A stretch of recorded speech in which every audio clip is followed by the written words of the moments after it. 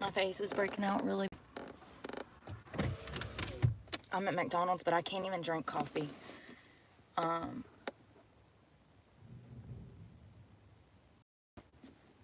First of all, I posted a video of a father beating his child. The reason that I did this is because it's imperative to know the difference between discipline and child abuse. And this is the type of content that I want to, continue to showcase.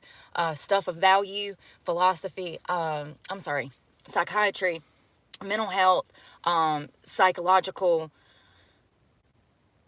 information. And also, it's important to talk about the problems. In order to fix problems, we have to discuss the problems. YouTube took down a video of a father beating his child in Walmart. And, I just have a small problem with this because, once again, the amount of adult sexualized content on the internet involving children is problematic. But me trying to showcase how a parent should never behave or treat their child is problematic. And this is why I have beef with YouTube. This is why I have beef. There are people out there that post horrible content, when it comes to, horrible, sexualized, exploitative content. And I don't know when we're going to get to a point in society where we start viewing, for instance, like these mothers out here that stuff their children full of donuts for breakfast. I'm sure we've all seen that mom. If you haven't, it went viral. She had a TikTok page. She would feed her 1-year-old child horrible things for breakfast. And I'm talking about Krispy Kreme donuts to a 1-year-old child. She would cut the donut up and then take it to the kid on the couch and feed her child Krispy Kreme donuts for breakfast. And this was not a once a week type of thing. You can tell by this family that this is realistic, that this is more than likely what that child is eating more often than not. And, my question is when are we going to get to a place where we view this as child abuse? When, these parents posting their children on the internet, when are we going to get to a point? Are these children going to have to grow up and then tell us what they went through? I think we're already getting there, because wasn't there a van life child that came out recently? We talked about it. It was alleged that this child was one of several children that lived on a van with their parents. And it's alleged that this child commented on a Reddit post that she was very unhappy that her childhood was stolen from her, that she was a workhorse for the family. And I can't think of who that was. Good morning, y'all. Good morning. I can't think of who that was, but it was a very popular YouTube mommy blogger.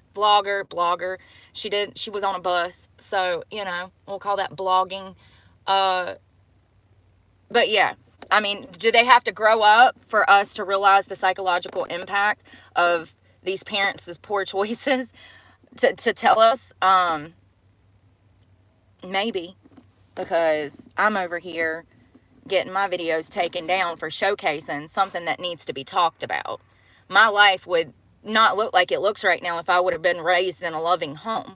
Hands down, So that's why these things are important. And YouTube constantly goes against the grain. They're just like, no, we don't want you to talk about this. We don't want you to talk about that. You can't express your opinions. You're not allowed to have an opinion. If it doesn't fit our mold, then they take my videos down, or they don't even showcase them at all. And it's because I'm right wing. I know that without a doubt. There's things that people have posted about me and they don't even bother to take down. Stuff that's blatant lies. It's also defamation. It also has hurt my channel. And attacked my character. And that's fine. They can have pictures of me with needles in my arms that are fake. But I can't post real content to show a parent what is not acceptable behavior when raising a child. Think about what I'm saying right now. Think about my bullying channels. All the fake content they have up of me. I don't understand how a multi-billion-dollar company could behave the way that they currently are. And I'm disappointed that YouTube does not have my back when it comes to this content, because I'm seriously trying to make a difference in the world. It's discouraging to know right from wrong and have a multi-billion-dollar company saying, hey, you can't do this. I mean, y'all, the comments. I go and I comment on stuff. For instance, there was a video that was posted of some lady losing her mind in Walmart. Clearly mental health problems. One of you guys commented, one of my regular followers, you commented, will that be paper or plastic? And I said, we better give her paper, because if we give her plastic, she might actually hurt someone. Ha ha, hee hee, sarcasm. Do you know that YouTube blocked that comment? And I went back and rewrote it several times and they continue to block it? What is so problematic with me saying that if we gave her plastic, she might actually harm somebody or herself with it? What is so problematic? It was a joke, first of all. But when did we get to a place where I couldn't even be, I can't even joke. I can't even express sarcasm, dark humor.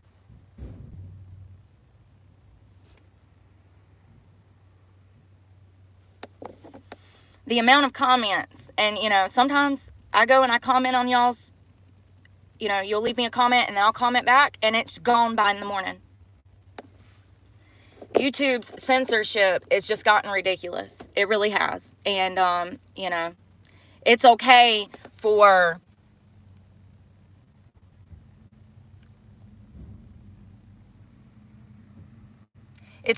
members of the LGBTQ plus to be on the internet being very explicit, and YouTube doesn't even bat an eye. But I showcase a video of a parent clearly abusing their child, and it was a spanking in the middle of a Walmart, and it was a pretty bad spanking.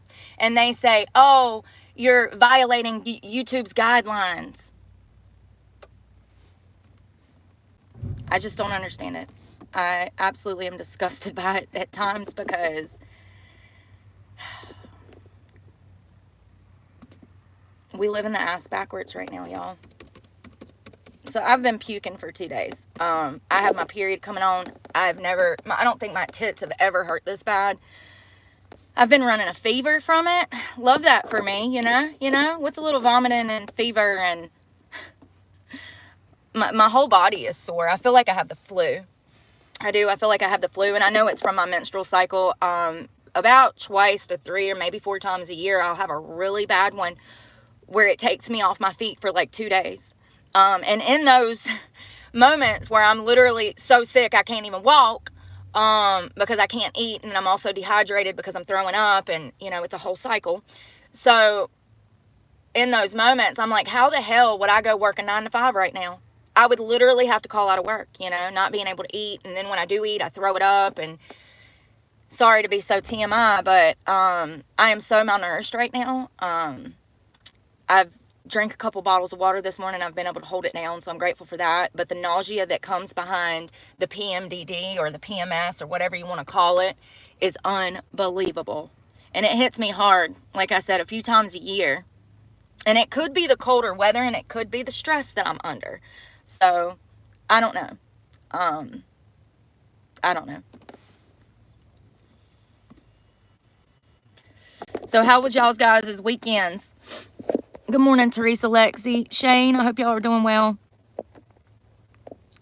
How was y'all's weekends? I threw that trash away, and I have stuff to donate to Goodwill, but I don't know when they open. Let me see. It's right in front of me. I went over there and nobody came to the door. So I said, well, I reckon they ain't ready for donations. And then I noticed that one of the other gates is locked. You know, honestly, the only reason I'm taking this household stuff and these clothes over there is because they will give me a receipt that I can write off. Like, I'm so sick of getting screwed over. Like, I'm really looking forward to filing taxes this year so that I can figure out how I can help myself. You know what I mean? Like, it's really sad to walk into a bank and have a financial advisor tell you you don't need a financial advisor when you are literally sitting on one of the best opportunities of your entire life.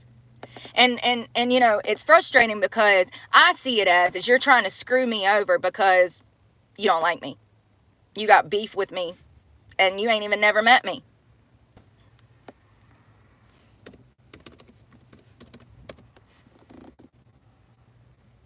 Stomach bug, maybe. No, mine ain't the stomach bug. Mine's definitely from my period because my boobs. I didn't go to Walmart. I ain't been nowhere. I didn't even leave yesterday. Goodwill. They open at 10 a.m. Well, this stuff might be setting out there before 10 a.m. That's all I'm telling you. I need a damn receipt, though. And, hold on, let me even see that.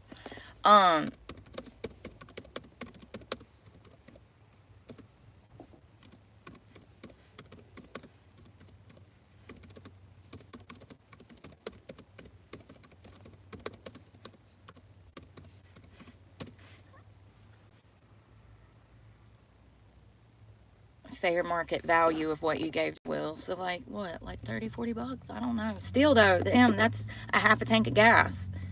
Like,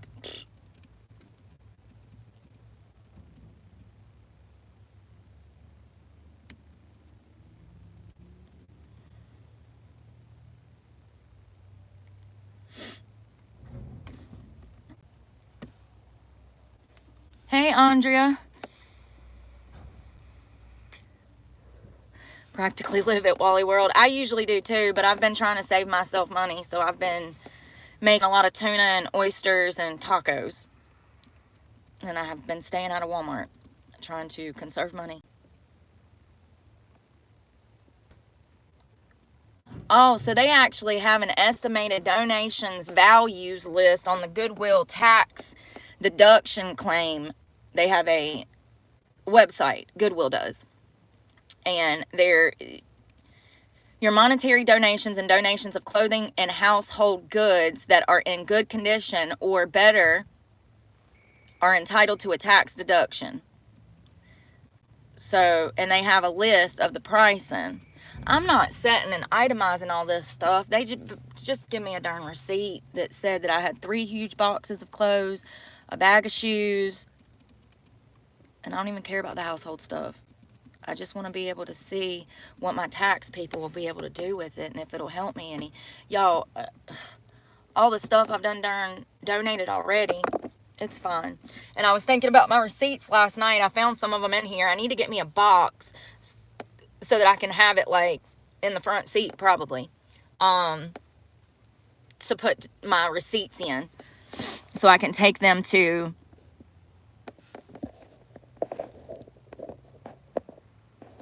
the tax guy. You know what I mean? I just want to remind people that I'm homeless. No, it's freezing. It is absolutely freezing. It is 20 something degrees right now, and I think tonight it's going to get down to 14 degrees, which is probably, now it did get 11 degrees that time. I was cold. I had to run the truck a lot when it dropped to 11. And yeah, I block a lot of people.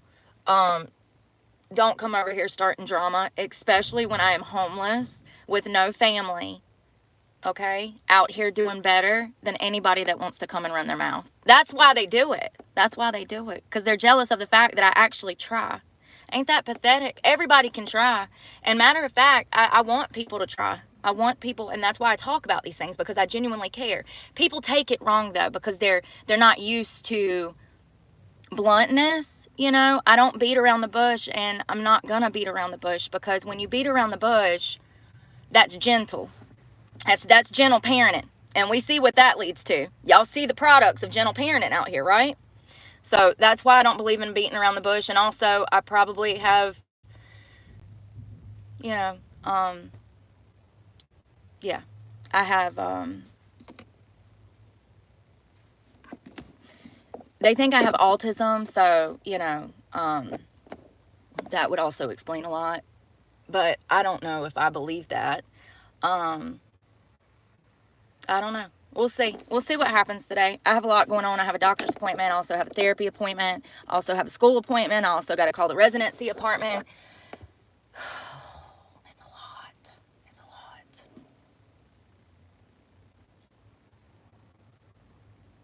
My parents were tough on me like that. They talked to me just like I talk to other people. So that's where that comes from. And I'm actually grateful for it, because I would rather have backbone than be a pushover, you know?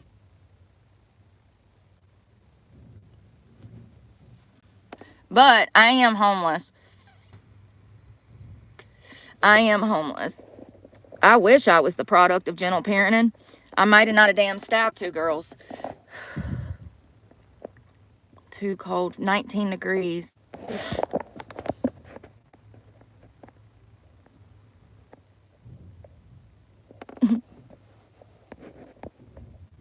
Yeah, speaking of family, I had I don't know, man. I had a call with my aunt this weekend, y'all, and it's just like,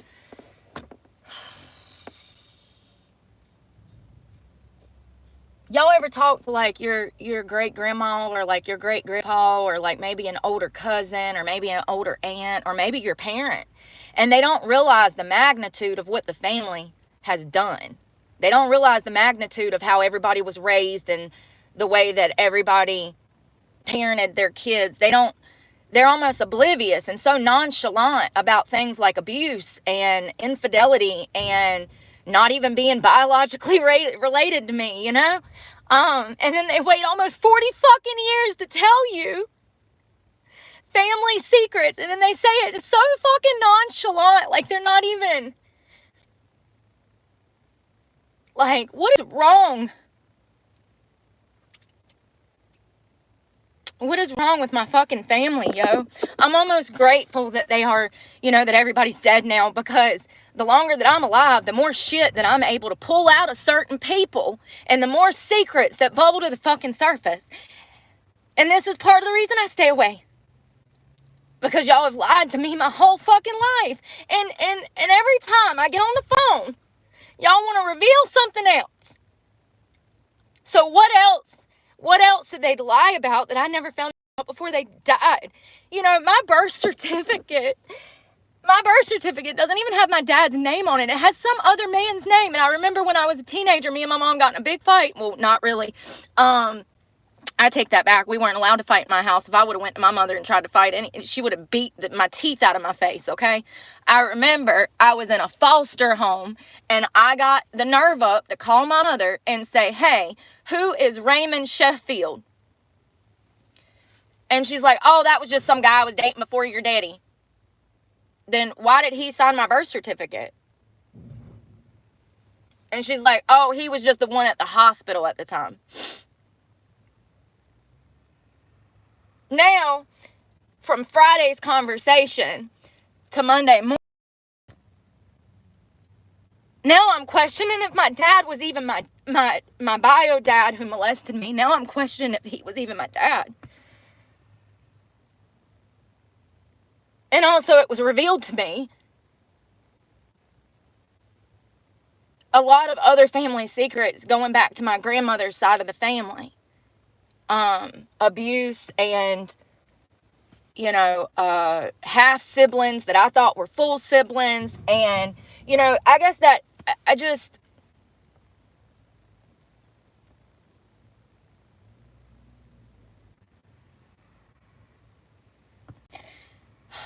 don't know how you could lie to a child like they lied to me. I could never do that. I could never raise a child like they raised me. I'm just disappointed in the family that I come from right now. And it's no in particular person. It's just like,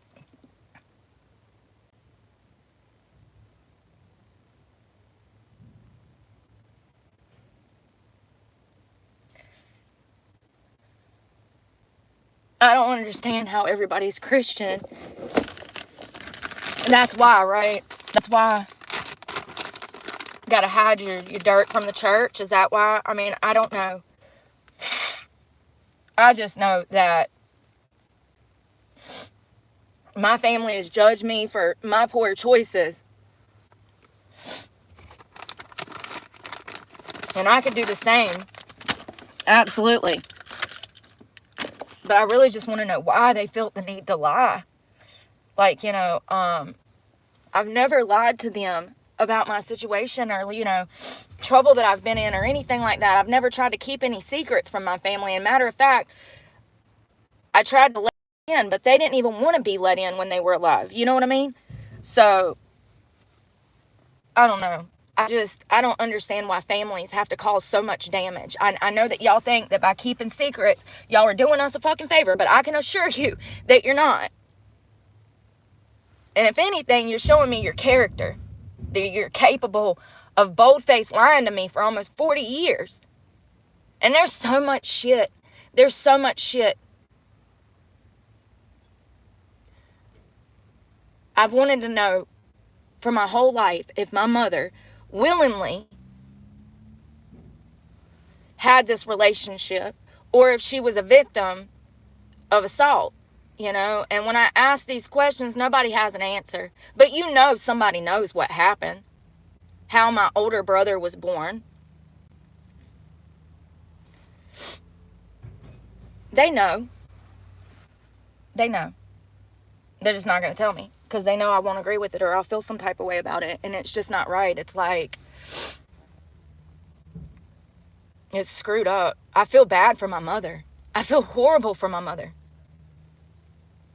I don't know what happened.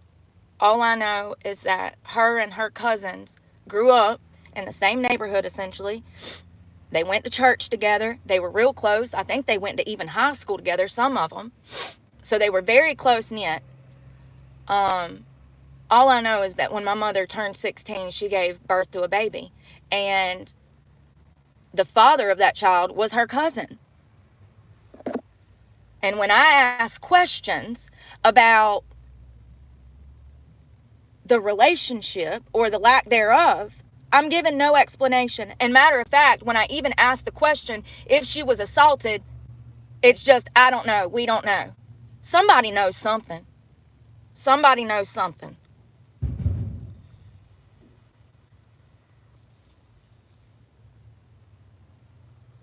Yeah, no, I mean,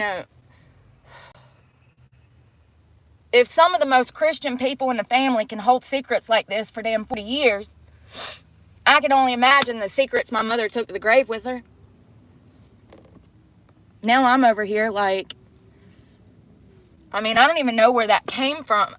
That birth certificate thing, I don't even know where that came from. That just like popped in my head. And I haven't even thought about that in like 20 years since I confronted my mom, and I really didn't confront her. I asked the question. I could feel that she was getting angry on the other end of the phone, and you don't understand. My parents were not the type of people you could question. You weren't allowed to ask questions. And matter of fact, if you did, it would set them the fuck off and you'd get a beating.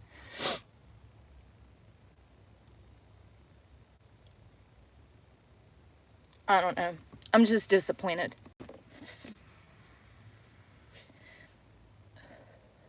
I think another thing that bothers me is that now my mom's dad's side of the family, I find out, when I'm a teenager that they're not biologically related to me. And now I find out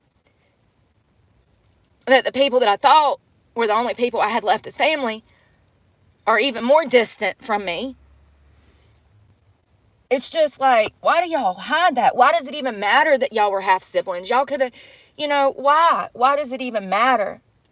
Oh, I guess it mattered back in the day, right? The 40s and 50s, it mattered how it looked to the neighbors. There's so many questions. My grandmother had a baby, a black baby, and she gave it up for adoption. So I have an aunt out there somewhere. Not only that, I apparently have an uncle that she had who was, his father was in the Navy. I have pictures of this little boy. His name was Raymond, I do believe. And, That's my closest biological family by law, by blood. And I don't even know who these people are. My brothers and sisters. I have family that I've never met because of all the family secrets, because of everybody else's mistakes. And now I'm questioning if my dad is even my dad. I really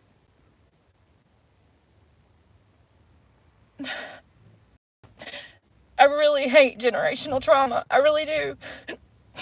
I thought that talking to her on Friday would make me feel better. I thought I would get some answers, some explanation as to why maybe I was raised the way I was.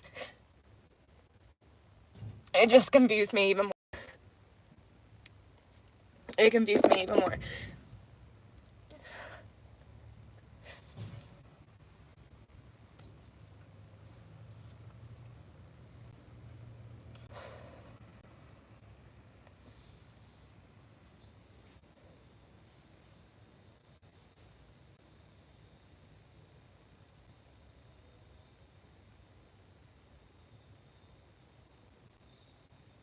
I guess I kind of am a little frustrated with my mom because I don't understand how she could allow my stepfather to raise us the way that he did. I'm starting to look back on fear that was in the house and how we always had to walk on eggshells. And like I said, I couldn't even ask a question as a kid. And if I didn't answer a question that I was asked as a kid, then I was slapped. It's one of those things where, I don't know. I don't know how my mom could allow this man to come into our lives and stay with him until she died. I don't know. I mean, I guess she loved him, and I kind of am angry at her for that because I could never do that. I could never do that. I know, but maybe that's why I feel like I feel, because she absolutely took a man's side over her children's side for 20 years. And, I guess that's why I am the way that I am now, I've never believed in corporal punishment. And I've always communication is the key.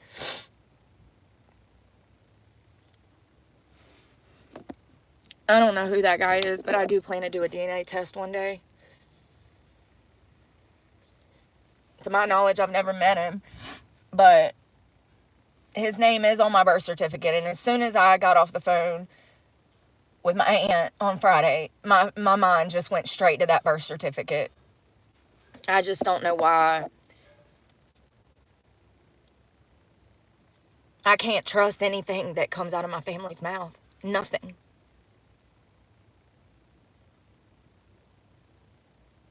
So I need to do a DNA test. And maybe in the process I can find my long lost aunt and uncle. My aunt was given up because she was half black. I mean, how fucked up. I feel so bad for my grandma. I feel so bad for her. I can't imagine what that felt like. And her son and her daughter, she had to give up. And the only one she got to keep was my mom.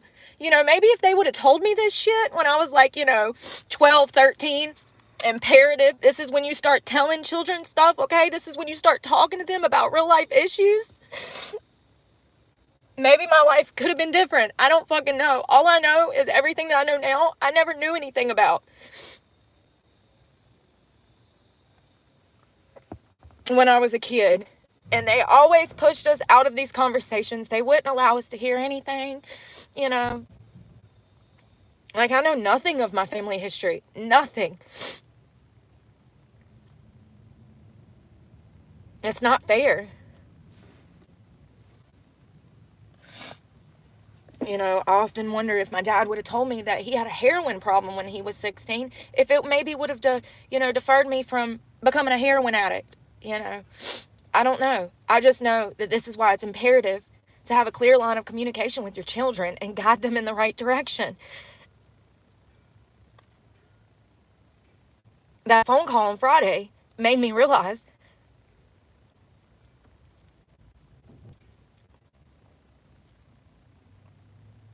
just the secrets and the amount of information that was not given to me that absolutely should have been given to me.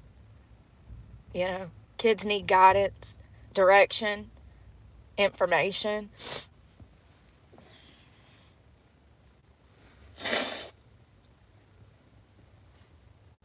And I know everybody has family secrets, but mine are so damn confusing. It's like, well, where do I even begin? Because nothing makes sense. I guess it's not that disappointing that, you know, they're only my half family, but that's not what upsets me. I guess what upsets me is to find out that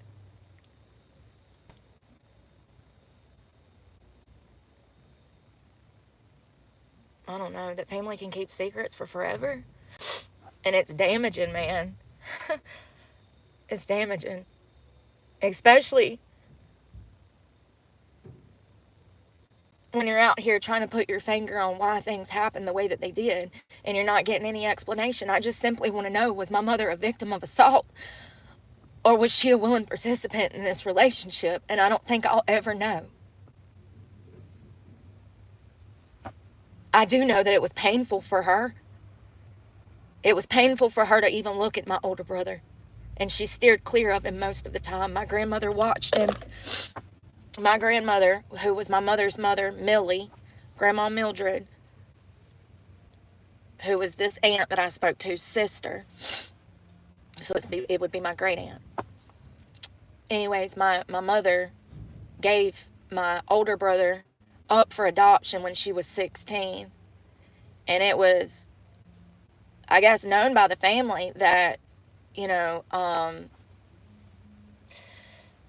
where this baby had come from, you know. And then once again, when he comes out with red hair and freckles, looking nothing like my mother, but everything like her cousin, I don't know. All I know is my grandmother used to babysit my older brother, me, and my younger brother.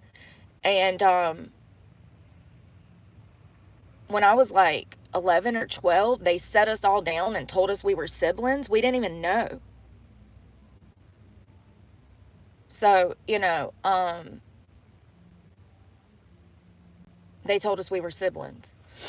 And I always saw that my mom was hurt over this. You know, she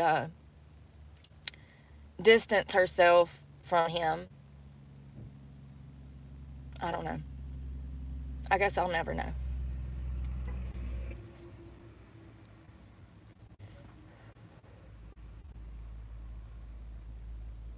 She gave him up to friends that she knew, I think from the church or something, older couple, and Barbara and Jay Stutz. Barbara passed away like 6 years after they adopted him, not even 6 years.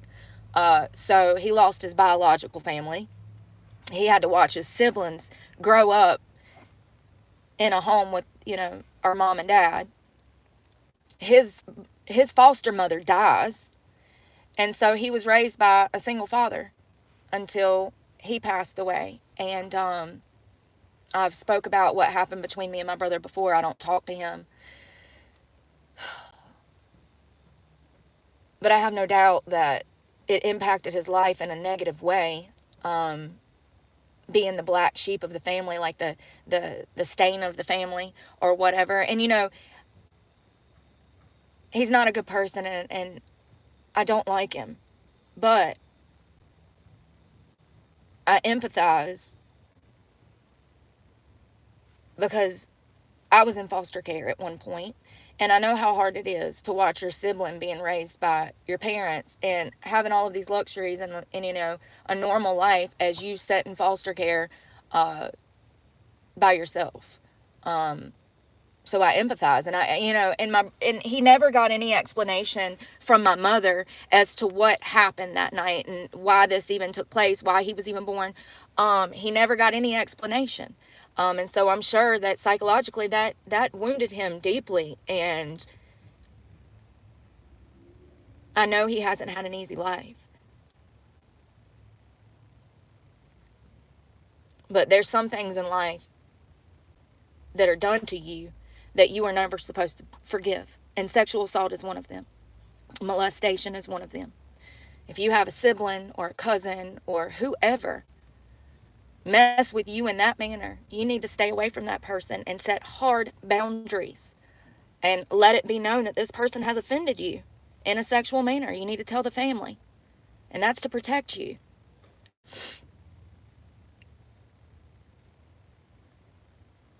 It's crazy to see how everybody individually, all the siblings and everybody, how we're all fucked up in the head. None of us are normal, you know. It's sad. And I'm not saying that they did a horrible job raising the family, but what I am saying is the combination of secrets, lack of education, added with poverty. These situations, it makes them worse, you know. My family struggled their whole lives. You know, my grandmother lived in Section 8 housing and disability. She had a lot of health problems. She passed away right after COVID. She was a good woman, but she did have a lot of mental health problems. She used to beat the hell out of my baby brother. She always took my side. And I feel horrible about that now. I think that she felt bad for what I went through with my bio dad getting molested, you know, and I went to her and I confided in her when I was 9, and I said, this is what's going on. And she took my accounts for real. They called the sheriff's department. He was charged. But after that, something like, you know, the dynamic in the family changed where my mom was always going to school because I was always in trouble. My brother wasn't getting a lot of attention. And if he did get attention, he was in trouble, you know. And I feel so bad because my grandmother was really mean to him. And I know she loved him, but she just always took my side. You know, my grandmother loved me more than anything. She did. We had the closest bond. And she let me get by with so much shit. I mean, she knew. Like I said, I think she felt bad for the abuse. And then she also knew that I was getting abused at home by my stepdad and mom. And she also knew that the state had done taken me several times. And when the state would take me, I couldn't see my grandma. So she didn't want DSS taking me from my parents. She didn't want me ending up in foster homes. She really took it out on my brother, though. And it was really unfair. The whole family was fucking abusive. I don't care what they want to say. I remember everything. Most of it. Most of the bad incidents. You know,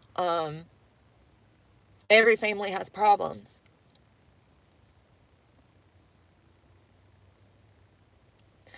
And I don't think that if my mother was alive, I'd ever be able to heal from all of this, because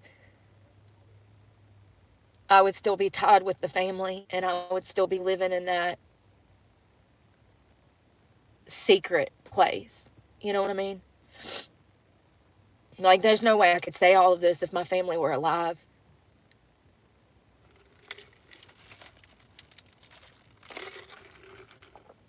I'd have to just stuff it down and ignore it. And that's the problem. That's what everybody in our family does. It's exactly what they all do. They all ignore the problem.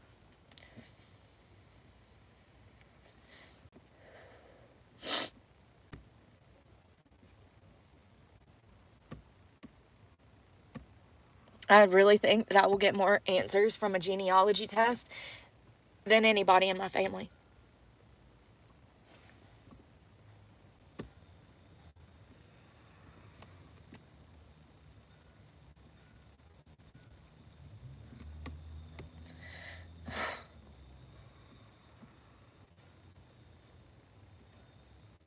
So Trump's inauguration is going to be today.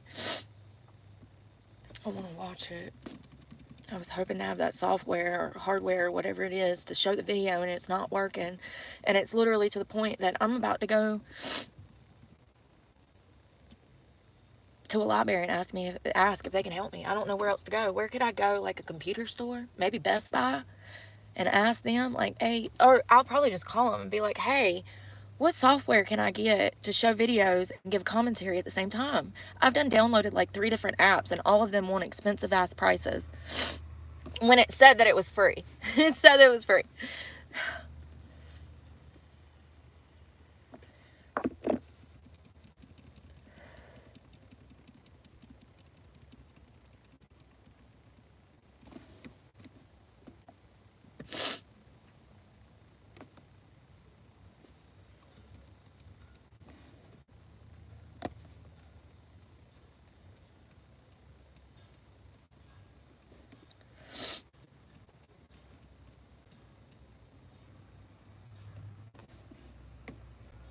I'm sorry about that noise. They're like building something behind me.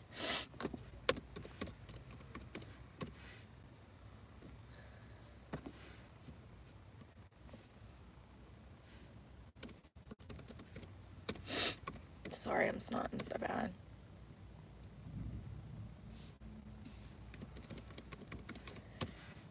So it just makes me emotional because it's like, what else don't I know? What else don't I know?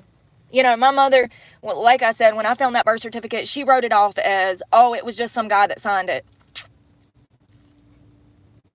Well, you know, quite frankly, I look like my mother. I don't really look like my dad. I don't know. I don't know. It just, you know, and I ain't even thought about it until that phone call on Friday. And I'm just like, wow, I didn't know any of this. It just makes you realize that, them roots go deep, man. The secrets, the family secrets go deep.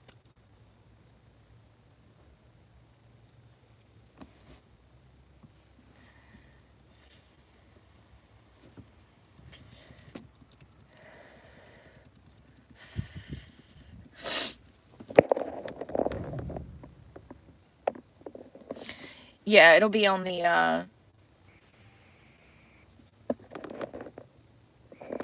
don't sign birth certificates. I don't know. I don't know. Yeah, they'll have it on the YouTube, the inauguration. I was looking for the story. Here it is, I think.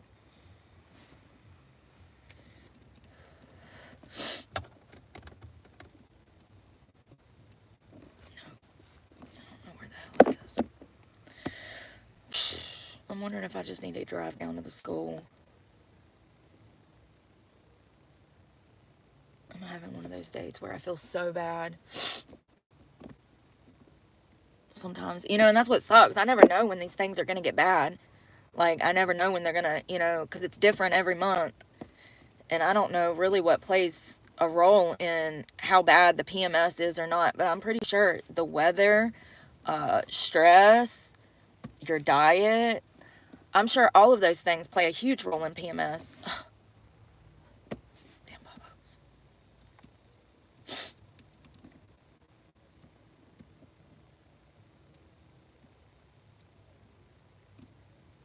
Biden is still over here just commuting everybody's sentence. Oh, God, please, somebody get him out of there.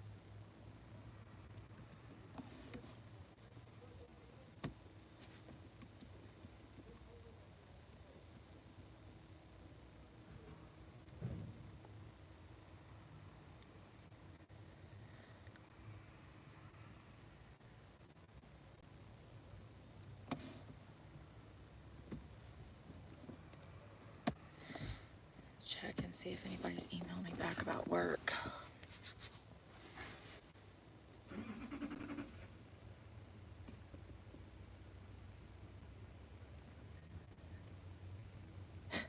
Unbelievable.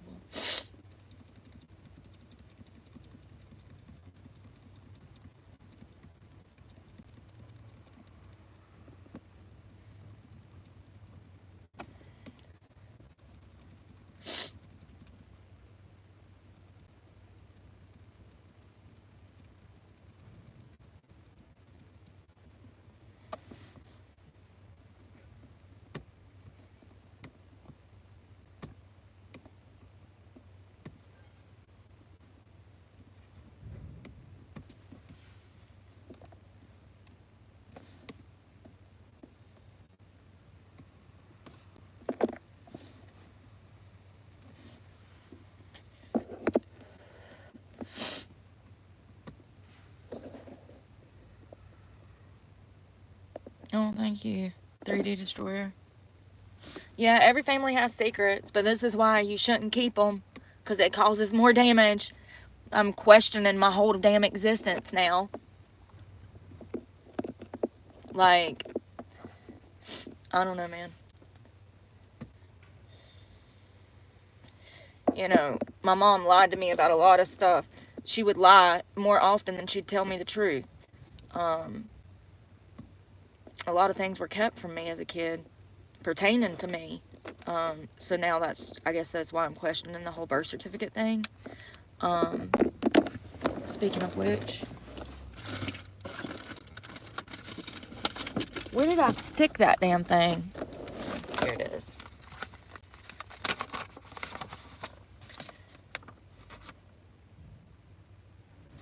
Raymond, listen, I don't know who you are, guy. But if you see this, I would love for you to tell me something about my mom.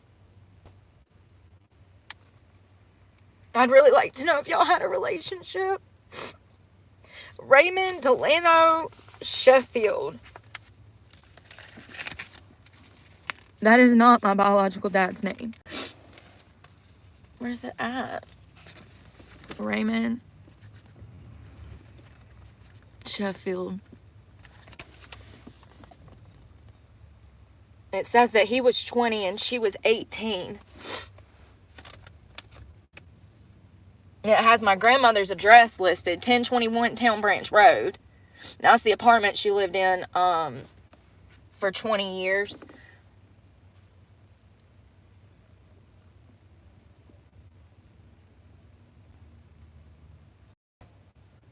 And it has his signature, so he signed it. And it says, I certify that I am the name above child's father. And in fact, hold on. Oh, it's so tiny.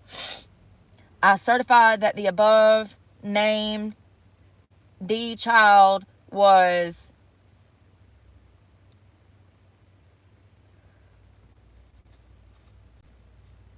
something. Oh, born alive at the place and time on the date above stated. Certifier, parents. And he's listed under a parent. And I remember when I was like 13 or 14, and I might have been younger than that. I want to say it was a foster home.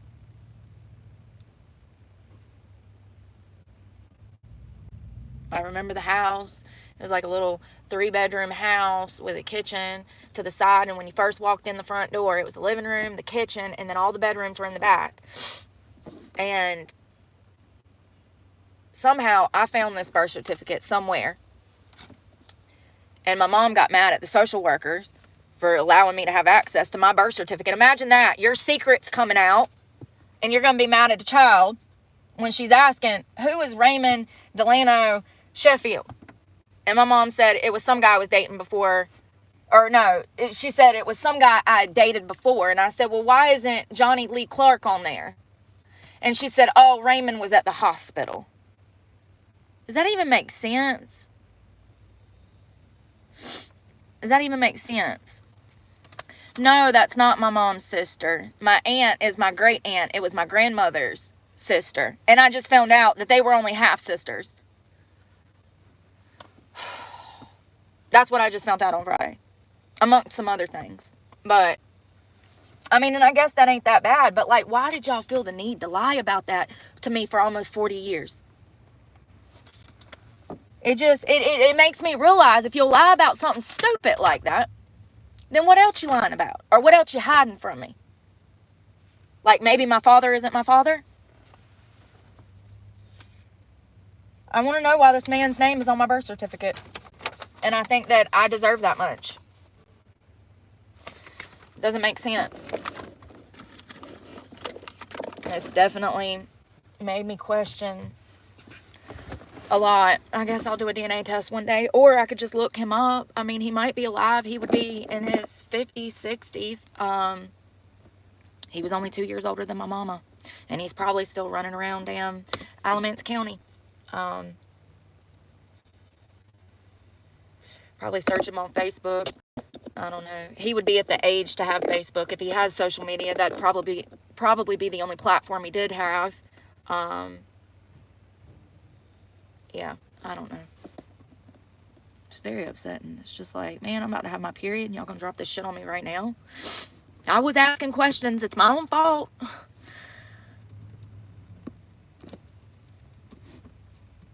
My own fault. But it just goes to show that, like, the intent, you know, like the character, in my opinion. Like, I don't judge them for any of that.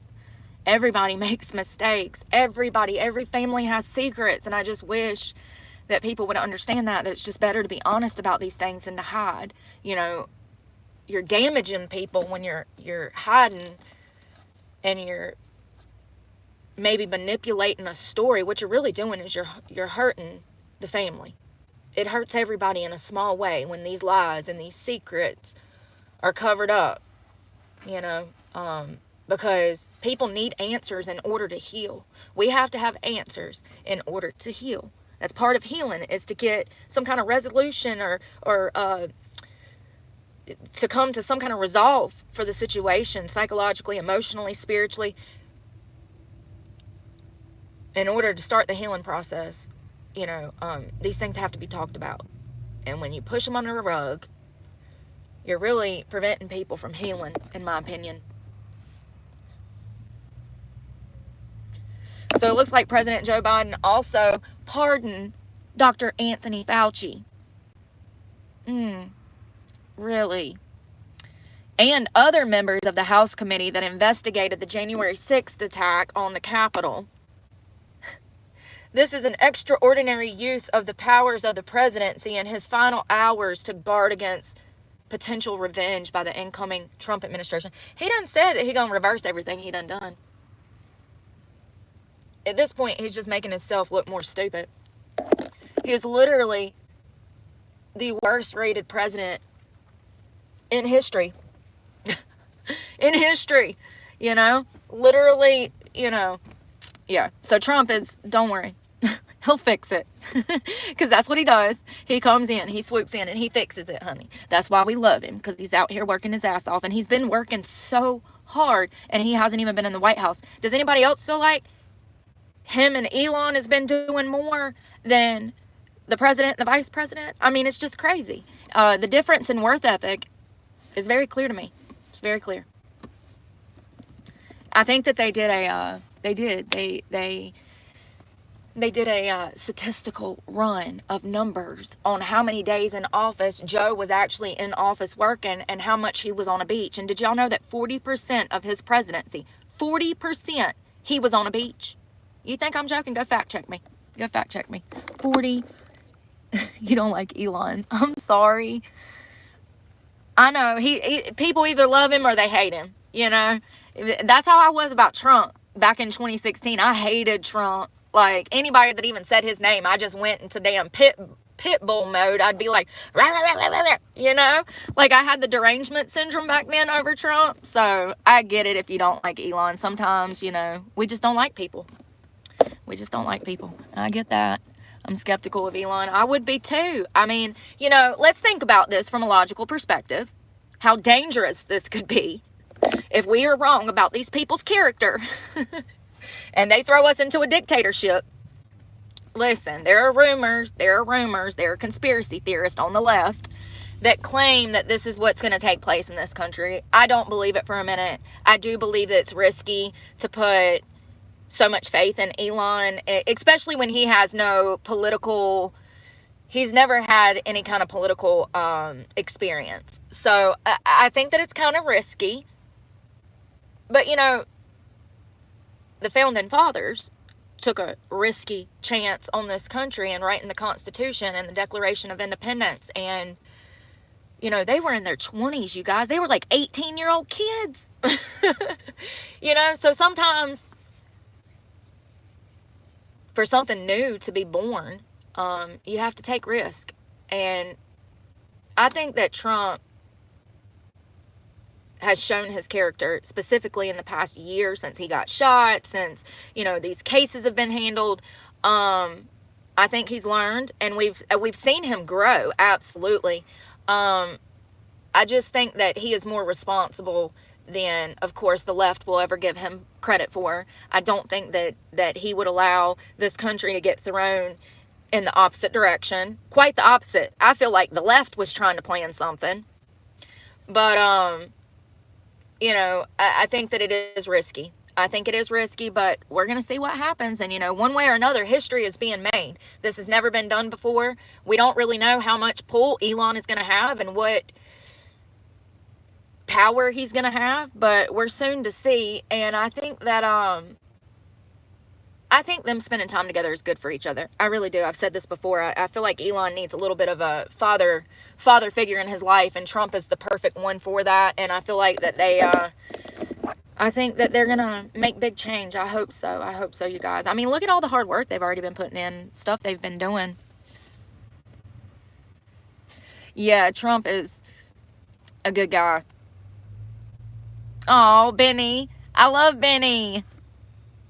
Yeah, Benny. And that, one thing that I do like about Benny is he's just a normal guy. His wife is a normal wife with normal children, and she stays at home with the kids, and so traditional. I'm so jelly. Yeah, so traditional. I do appreciate that about Benny, but that's part of the reason that he has the spotlight that he does, is because he walks in what he preaches, honey. Yeah, Emily, I heard that. Emmy, I heard that. Yeah, he's going to have his own little executive suite somewhere. I saw pictures. They already started ripping up the floorboards and stuff last week. I guess the Oval Office, they redecorated in the style that Trump maybe wants or whatever. And I'm sure they got to get all that blue stuff out of there and all the pride flags out of there, because he doesn't want those. But I saw them renovating the White House, and I was like, I wonder where Elon's office is going to be. I wonder if they'll just put a divider up in the room and have them in the same office, because they've been pretty close lately. There's all these conspiracies and rumors about whether or not, they're dating, or if they're going to overthrow the government, or, the left. They come out with all these conspiracies. However, their conspiracies are never proven not to be conspiracies like the right. We've had all these conspiracies that have come to light in the past, I don't know, a few months, that they called us crazy, and it was absolutely the truth. So, I love Officer Tatum too. He's one of my favorite. And there's another guy that reminds me of Officer Tatum, and I can't think of his name, and he usually wears a red t-shirt all the time. And he's a conservative commentator too. I like him. Y'all know I love Candace. Love me some Candace. I'm waiting to hear back from Brett. Where's Brett? Do we need to call the FBI? Because we ain't heard from this girl in a week now. Okay, so first of all, if you don't know the Brett Cooper drama, Brett Cooper says that she wanted to leave the Daily Wire. There was rumors that her best friend was offered a cheaper price, Reagan. Reagan took the job offer. That force spread out. We don't know what is true, what is not. There's been other people that were related to the case that came out related to the case, like it's a damn murder investigation. Related to the situation. One of which was Reagan's cousin, who came out and made a long post on, I do believe, Instagram or something. And she was like, the narrative has been spun, and this is hurting my cousin Reagan, and blah, blah, blah, blah. I didn't believe much of what she said. Brett Cooper, however, went to talk at Turning Point USA, and I think another one was Purdue I saw her on. I've saw her on a couple of different political channels where she was up on stage giving a speech. I'm sure some of y'all saw this. In her speech, though, she says some contradicting things that contradicts what she said in her goodbye video on the comment section. So, whether or not she was pushed out, we don't know. There's an NDA. More than likely, if she is ever able to talk about it, it'll be a long time from now. However, she went ahead and opened her up a new YouTube channel. Supposedly, Candace says that you should be able to find it if you look up B. Brett Cooper. I have searched and searched, and I cannot find this YouTube channel, probably because she hasn't posted anything on it yet. Once she posts something, then YouTube will know which direction to send her in. But she hasn't posted anything, so it's going to be hard to find the channel. However, it is rumored that she has almost 500,000 followers on there. The people that have been able to find it, 500,000 followers on there already. So I think that it's very clear. Oh, and also Reagan's numbers are less than my numbers some days. That's crazy. I don't have 4.5 million followers. Reagan does on the comment section. It has 4.3, I do believe, and it's been steadily dropping because Brett originally had almost 5 million. I think it was like 4.6 or something. And then the comment section, you know, she did her goodbye video, and the numbers have been steadily dropping. We're talking about, so they're sitting at 4 million subscribers now, 4.04, and it looks like she posted a video yesterday. It got 20,000 views out of 4 million subscribers. So she's not doing well. It's not doing well. She's hardly able to break, in her shorts, she's hardly able to break 30,000 views. I see one with 43,000. So she's not doing well. And, you know, the first thing I did when I heard this was go and unsubscribed. When I heard Brett saying goodbye, I was like, oh, if Brett ain't there, I have no reason to be in the comment section. She made the whole show, you know, and I think that the Daily Wire is going to regret getting rid of her and Candace. And we all know that Candace, you know, Candace and Ben Shapiro got into an argument. And so, you know, Candace stated that God was king. I guess that set Ben Shapiro off. He went to a dinner party. It was like a banquet with lots of people there. And in my opinion, it sounded like maybe Ben had been drinking, but allegedly, it just sounded like something was off when he's talking. He picks up a microphone at this banquet in front of tons of people, and he immediately starts trashing Candace. It wasn't anything too vulgar, but it was very clear that shots were fired in Candace's direction and that he was not pleased with her. And the next day, she said, if you have a problem with me saying that God is king, blah, blah, blah, blah, blah, I can go ahead and leave the Daily Wire. More shots being fired. Before you knew it, Candace was out the door. She has her own channel, and I do believe that she has 5 million, yes, 3.42 million subscribers. And this was what, last year that she left the Daily Wire? So it's been in less than a year, or maybe a year. Let me see if it has a date on it.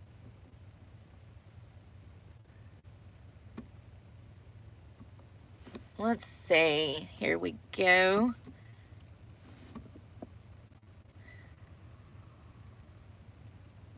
Let me scroll down. I'm trying to scroll down and it won't let me scroll down.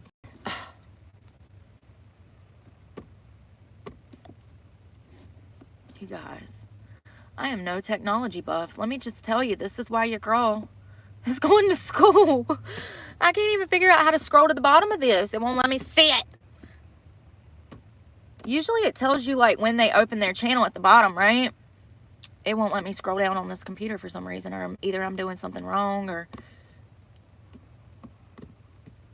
Okay, I'm messing the whole computer up now. Anyways, I don't think it's been but about a year. Don't you think it's been about a year since Candace left the Daily Wire? Hasn't it been like a year? Or am I tripping? Anyways, even if it's only been, you know, a year or 18 months, somewhere in between there, since Candace left the Daily Wire, for her to have gotten over 3.5 million subscribers, that just speaks volumes as to who people are really watching. It was Candace they were watching. It wasn't really, you know, yes, they're wonderful stories that she tells. And matter of fact, in my opinion, the quality of her material has gotten better since she left the Daily Wire. Now she can talk about things that she really wants to talk about, like Michael Jackson, the USS Liberty. You know, there was a lot of stuff that she wanted to go in a different direction, creative direction, and, you know, working for a company and them having complete say over your content, like they did Brett and her, it holds you back if you're truly creative like they are. And they both have the it factor, which Candace talks about quite a bit that Brett has. They do. They both have the it factor. And I think that the Daily Wire is digging an early grave, honey. I really do. Ben messed up big time letting both of these women go. And it wasn't really him. It was the Jeremy guy. Hold on a second.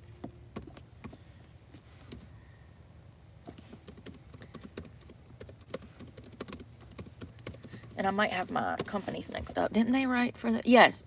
Jeremy Boring. He's problematic. There's rumors that Jeremy Boring and Brett Cooper was having, you know, issues. There's rumors, allegedly. But Ben Shapiro and Jeremy Boring are the two people that own the Daily Wire. And they employ Benny Johnson, Michael Knowles, quite a few people. God, my belly is growling, y'all. I'm starving. I ain't been able to eat.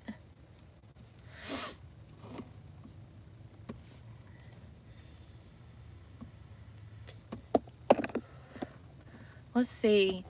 I want to see which one of those DNA test reviews. I want to know which one's best. Has any of y'all ever used any of those? Hello, Tom Owens. Yes, she is, and she does. She does. Cash Taylor. Good morning. She does. Really interesting stories recently. They've changed since she left the Daily Wire. And she does her research too. Some of that stuff she's been putting out is just mind-blowing. There's one video where there's a ex-FBI employee who sits down and he just lists it all. He says, this was fake, this was fake, this is who did this is who did this was a CIA operation. Y'all, it's wild. Oh, thank you. So has anybody ever did one of the DNA tests? Because I have not. And I'm wondering which brand is the best. Now, I know Ancestry is probably like top of the line, but that's probably expensive, right? Let's see here. So it looks like there's 3. Ancestry DNA, widely recognized for its large database of users, making it particularly effective for finding distant relatives and exploring detailed ancestry information. 23andMe, I feel like there's been some issues with that one, but I could be wrong. Offers both ancestry and health-related insight, including carrier stats for certain genetic diseases with a user-friendly interface. So that might be really good for somebody who maybe has had a lot of health issues in the family bloodline or something, or maybe God forbid, birth defects or Down syndrome or something like that. I'm sure that that you could get a lot of genetic information that could help you going further in the future. You know, interesting. I didn't know the difference. So also MyHeritage, and this one's probably more up my alley. It says, considered a good option for those looking for a more affordable DNA test with a focus on family tree building features. So, you know, and I'm not going to get this right now. This is like a next year, maybe 2-year plan. It looks like you could get a MyHeritage kit for $36. So that ain't bad. Also, Ancestry.com, I'm seeing them for around $100. And then the 23andMe is around $100. So if you wanted to be bougie and you didn't really care about any kind of medical information, then Ancestry.com would probably be your best bet. But if you're wanting some health-related insight, 23andMe would probably be your best bet. Those are the same price. And if you're cheap like me and you just really want to find family and know more about yourself, then you could just do the $36 test, which is MyHeritage. And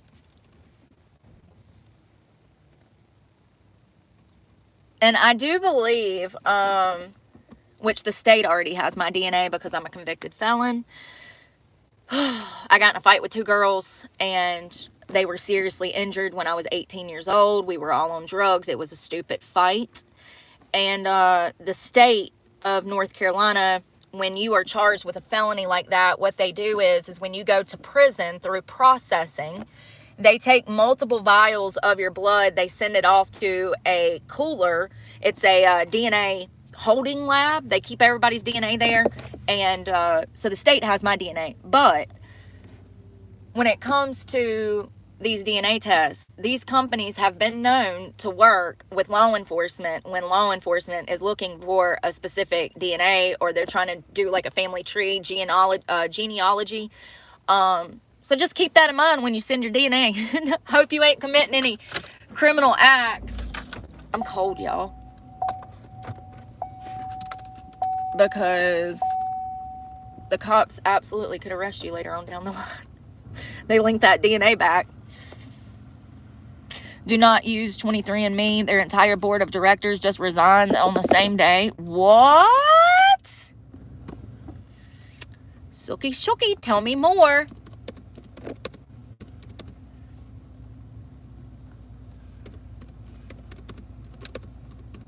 Oh, that's creepy, bruh. Suspicious. Yeah. Let's see here. In September 24, all 7 independent members of the 23andMe board of directors resigned. The resignations came months after conflict over CEO Annie Wojcicki's plan to take the company private. Why would they want to do that?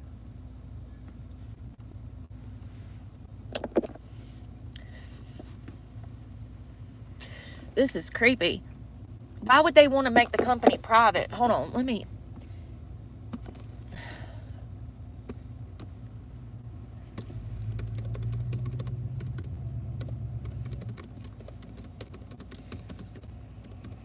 What are they trying to do? Damn, clone some sheep over here or something?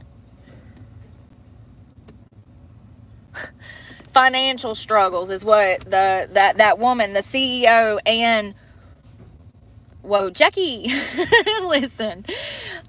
She said that it's because of the significant financial struggles it's faced in the public market, including a decline in stock price, low reoccurring revenue from its one-time test service, and pressure from investors to deliver short-term results.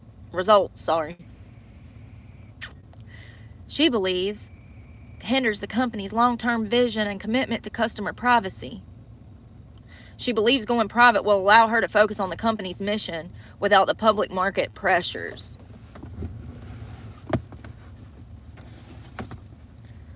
Oh, is that how you found your sister? Was that the first time y'all ever met, or? I might commit a crime one day. So no, that's what I said. That's what I said like 20 years ago when this stuff first come out.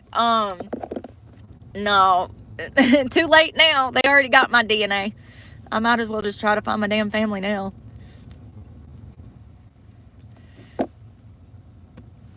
That's sketchy.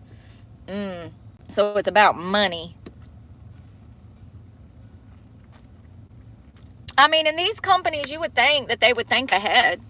You know, I mean, in my opinion, $100 is kind of steep. And if you know that it's a one-time service, I don't know, maybe add some more stuff in there. Maybe y'all need to add something extra to the package that keeps people coming back. I don't know.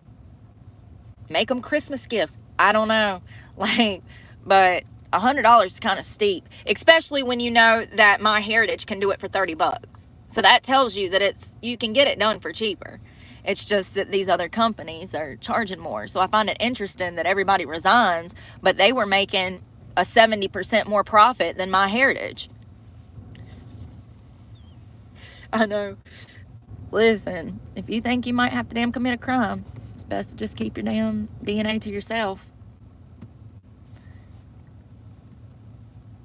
The board's resignation letter was signed by all 7 independent directors.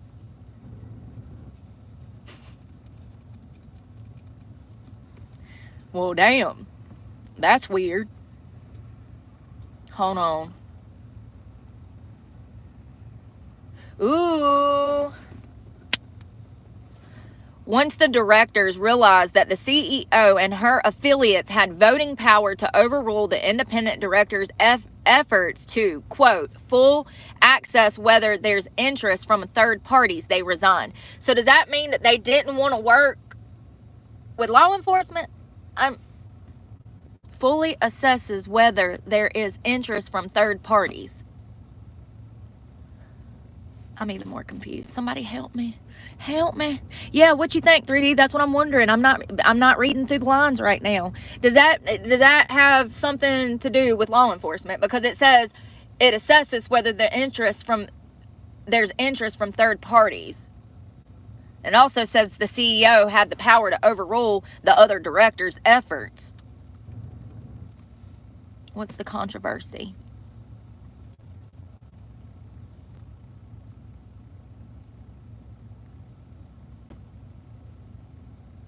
Huh.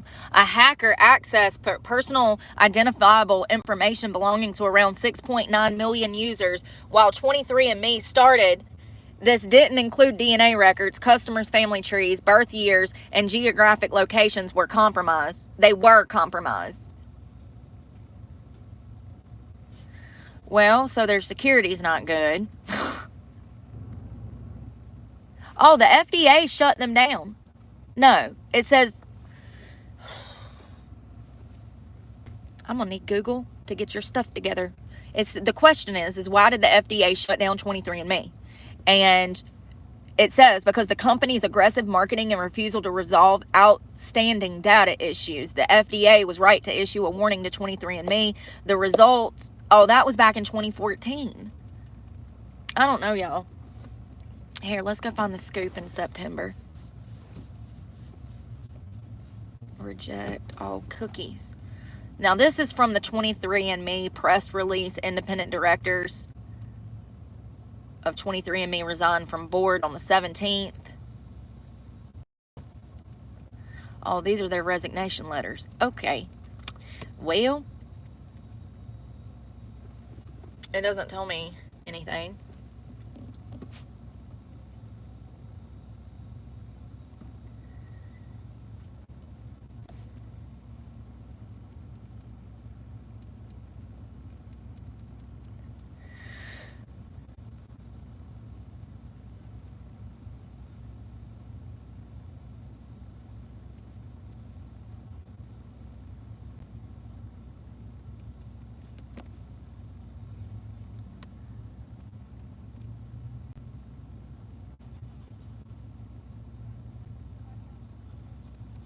I don't know what happened. Good morning. Oh, now that lady, the CEO and WOJCICKE, she holds 49% of the voting power.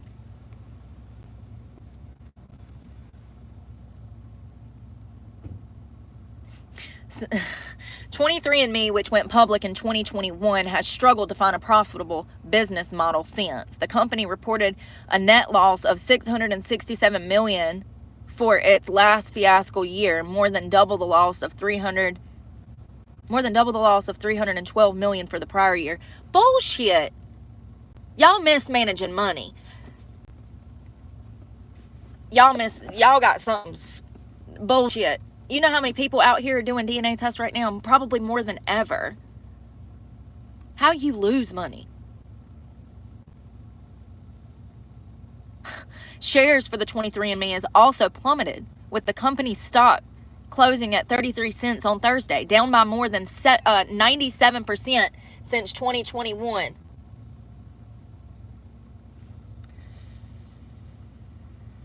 Sorry, there's some lady over here in my ear.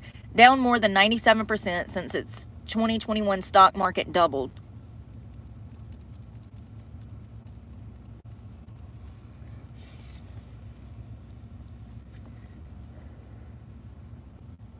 I guess she couldn't get in the car.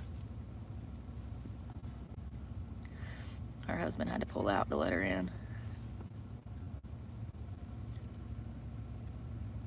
She's looking in the back of my truck at all that damn stuff. Girl, mind your business. All right. Beyond the resignations, 23andMe has made another handful of headlines in recent months, particularly around privacy concerns. Last week, 23andMe agreed to pay $30 million in cash to settle a class action lawsuit accusing the company of failing to protect customers whose personal information was exposed in a 2023 data breach. Sorry, I said that really fast.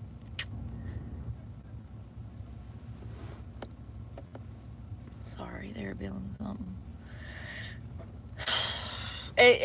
Listen, I'm not a financial advisor. I don't know much about stocks and bonds and assets and money, honey, because I ain't got none. But it sounds like something sketchy is going on, because like I said, DNA testing is up. Let me just verify that. Is DNA testing kits up in stats?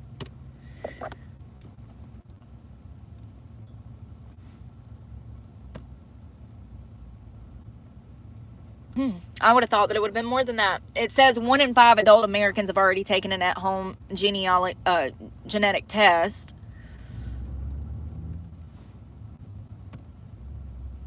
Oh, wow. Last year, more than 40 million people in the United States took one of these tests. And you want to tell me that you're almost bankrupt?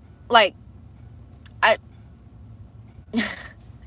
something ain't going on, right here. I don't know. Personal, yeah, I know. Personal information too. Like, I wonder if that includes social security numbers. 23andMe, were social security numbers stolen? I don't know if that's even. So it looks like the stolen data included. Yo, I've got the worst freaking migraine. It keeps coming and going. It looks like I just saw a list. Hold on. When was this? Was this last week? December 4th. So this was December 4th. On Friday, genetic testing company 23andMe announced that hackers accessed the personal data of 0.1% of customers, or about 14,000 individuals. The company also said that by accessing those accounts, hackers were also able to access a significant number of files containing profile information about other users' ancestry. But 23andMe would not say how many others were impacted by the breach at the company. Now, it looks like it initially happened in early October.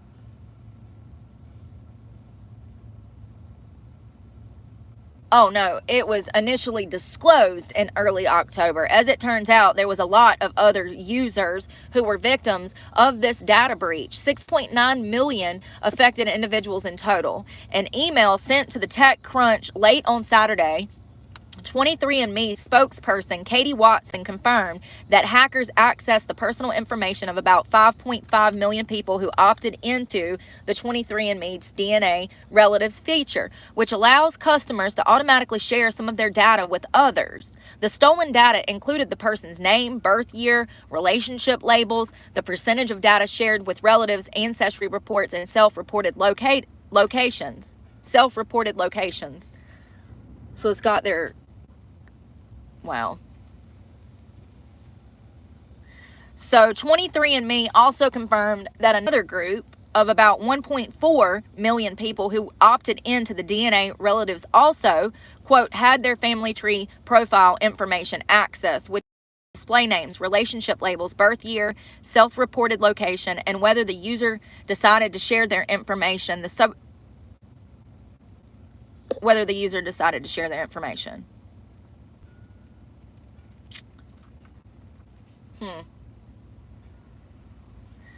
Considering the new numbers, in reality, the data breach is known to affect roughly half of 23andMe's total reported 14 million customers. All right. But what did they say? 5.5, 6.9? In early October, a hacker claimed to have stolen the DNA information of 23andMe users in a post on a well-known hacking forum. As part of the breach, the hacker published the alleged data of 1 million users of Jewish descent. I want to know how to say that. Ashkenaz?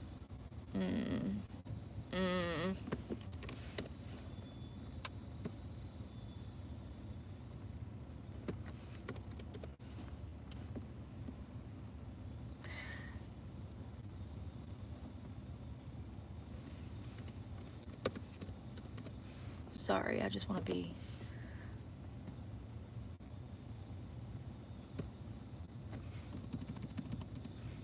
Ashkenazi.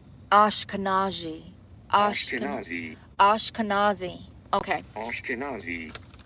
Ashkenazi. Ashkenazi. Ashkenazi. So... Ashkenazi. Oh, Lord, how do I get it to stop? Okay, stop. So these were Ashkenazi Jewish people, descendants, and 100,000 Chinese hackers. Hold on, let me start over, y'all. I'm so sorry, because I needed to know how to say that. Ashkenazi. I'm still going to say it wrong eventually. So it looks, as proof of the breach, the hacker published the alleged data of 1 million users of Jewish Ashkenazi descent and 100,000 Chinese users, asking would-be buyers for some $1 to $10 for the data per individual account. 2 weeks later, the same hacker advertised the alleged records of another 4 million people on the same hacking forum. Jesus.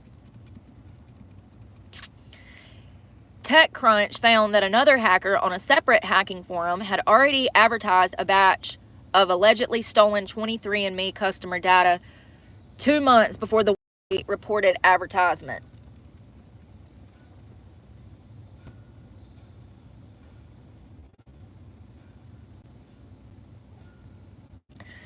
When we analyze, this is from TechCrunch, I do believe, yes. When we analyzed the months-old leak data, TechCrunch found that some records matched genetic data published online by hobbyists and genealogists. The two sets of information were formatted differently but contained some of the same unique user and genetic data, suggesting the data leak by the hacker was at least in part authentic 23andMe customer data.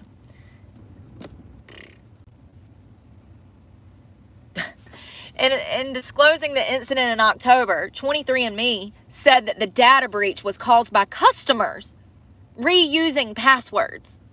Don't you love that? They want to blame it on the customers because their security isn't proper, which allowed hackers to be forced the victims' accounts by using publicly known passwords released in other companies' data breaches. This is not crazy. Absolutely, like, preposterous, isn't it?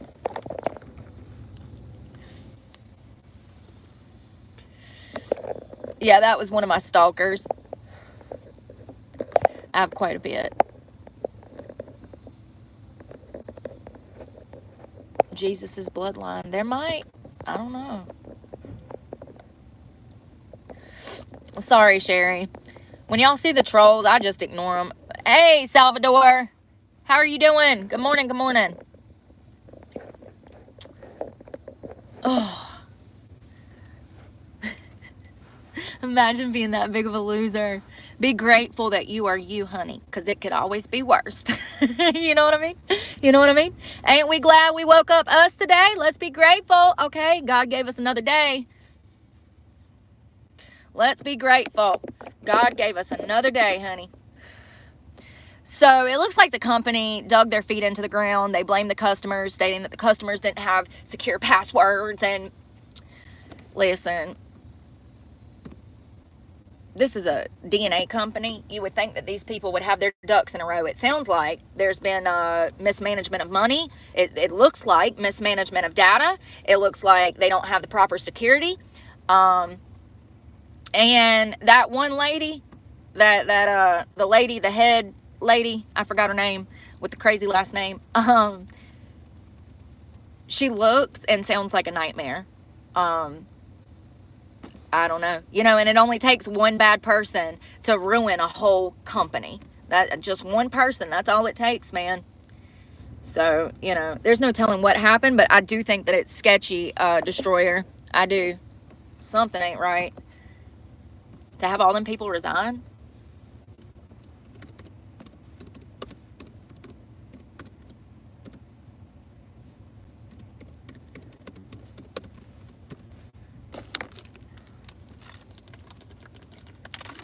Yeah, for real.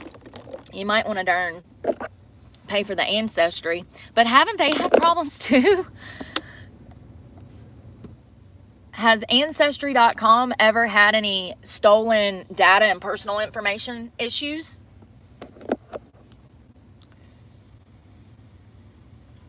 Yes. Listen, here's my question. I don't care if y'all want to steal my DNA profile. Does DNA testing kits, do you have to put your social security number? That's what. No. Okay, so it looks like DNA testing kits do not typically require your social security number. So, in my opinion, I would steer clear from any company that is going to ask you for that, because clearly they have data security issues at all of these companies. Ancestry.com has experienced a data breach in the past where a file containing approximately almost 300,000 emails and password combinations was publicly exposed on a Roots web server, impacting user data on the platform. The company responded by taking Roots web offline temporarily and requiring affected users to reset their passwords. Lord have mercy.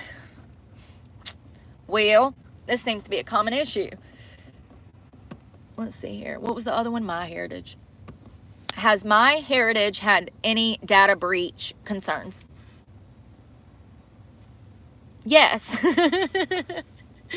They had a significant data breach in 2018 where a security researcher discovered a file containing the email addresses and harshed passwords of approximately 92 million users who signed up for the platform. Holy cow. So this breach involves user information like email addresses, harshed passwords. So it looks like all of these companies have this issue. Most of these companies have fallen victim to these cyber attacks.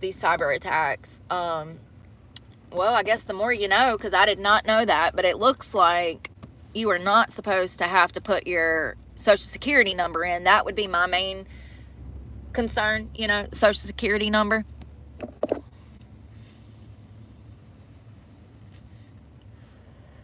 Yeah, I don't think if you have to put your social, you should be fine. I mean, what are they going to do with my DNA? What are they going to do with my home address? Like, screw it. As long as my social ain't on there and they ain't getting like personal information, I don't care if they know my damn name and what family I come from,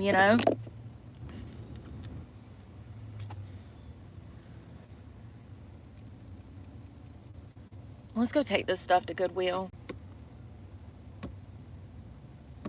I'm trying to go back and shower and watch the inauguration. I'll have to come back. I need to go over there and shower, and then I needed to dump this stuff off. It's been on my truck.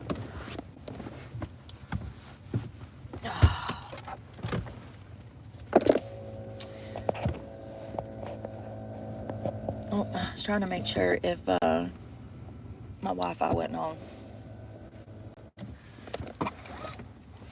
I wonder what they're doing at this McDonald's.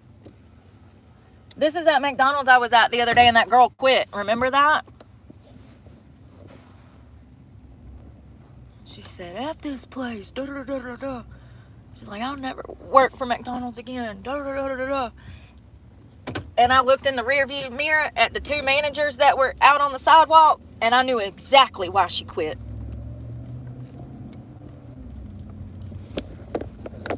People can't take but so much, You can't put too much on people. Belittle them, berate them, pick on them, bully them at work. You can't do but so much of that and expect people not to quit. There's a dynamic that's going on in this country right now that disgusts me. It's been going on for a few years, though.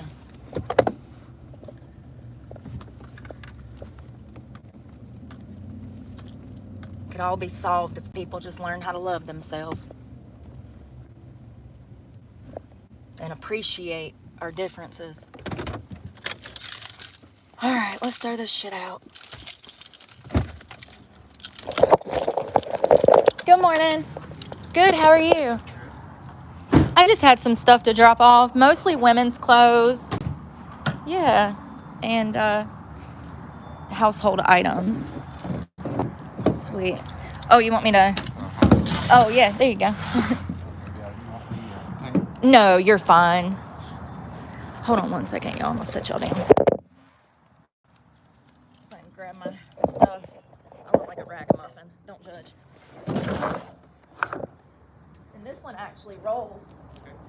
There you go.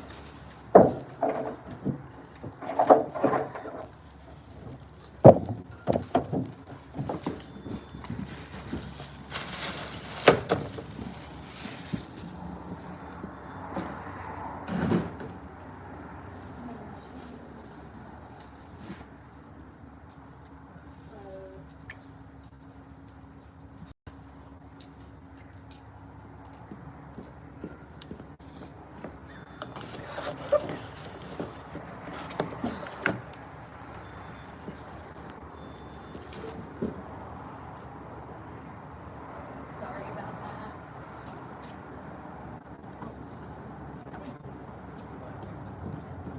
Huh? Oh yeah, those are good.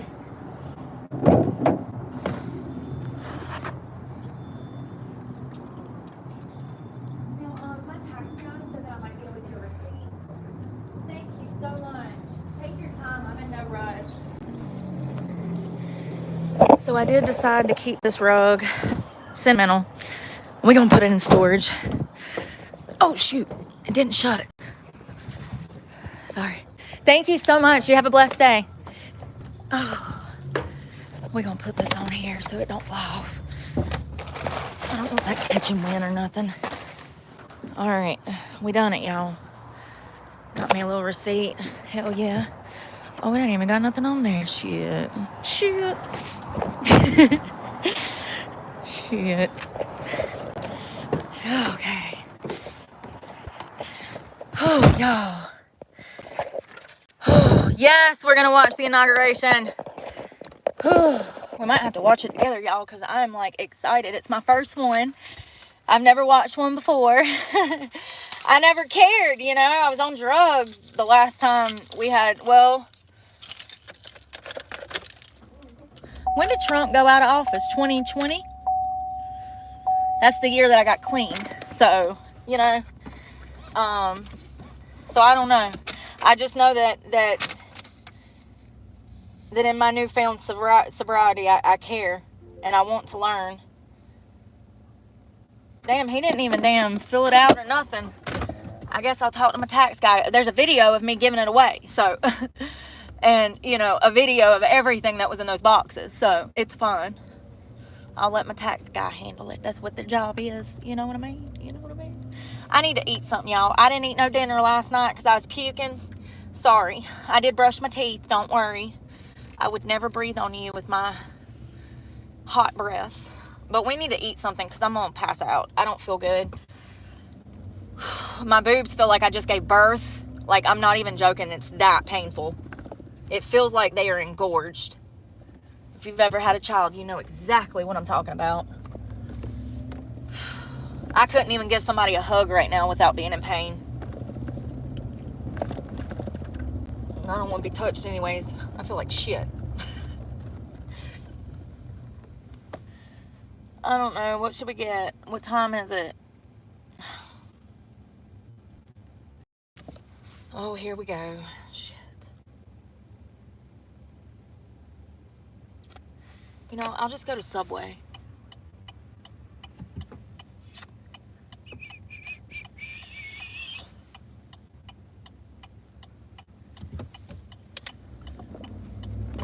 Ooh. Slipped on ice.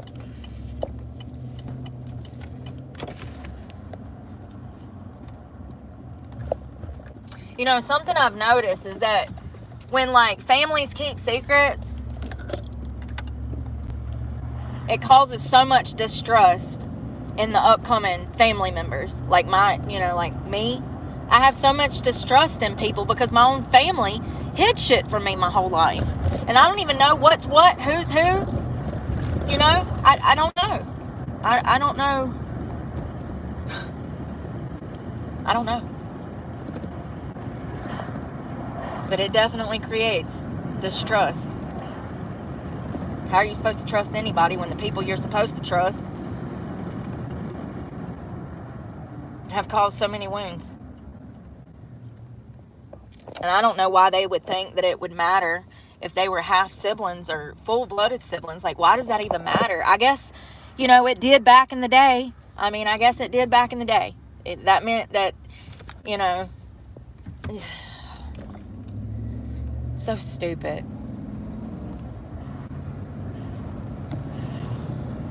And, you know, I think that